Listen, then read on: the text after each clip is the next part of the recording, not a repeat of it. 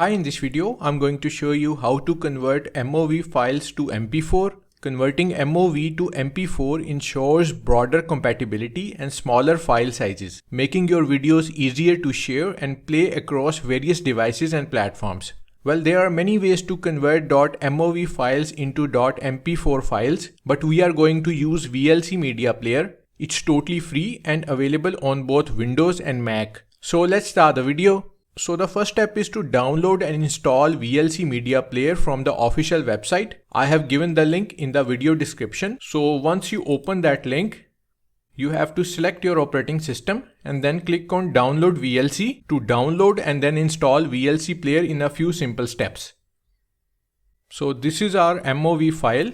If we go to Properties, you can see type of file is MOV file .mov. To convert this MOV file into MP4, open VLC Media Player. Now click on the media at the top left corner of the screen. From the drop-down menu, select Convert and Save. This will open up the Open Media dialog box. Now click on the Add button to add the MOV file that you need to convert. So click on Add.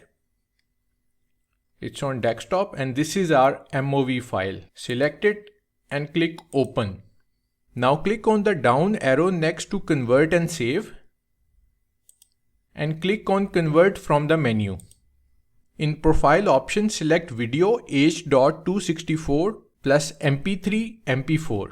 In our case, it's already selected. Now click on this tool icon and in Audio Codec tab, make sure Keep Original Audio Track option is checked. So check this option by clicking on it. Click Save. Now choose the location and file name for the new MP4 file. Just make sure that file name is different from the original file name, otherwise it will create problem.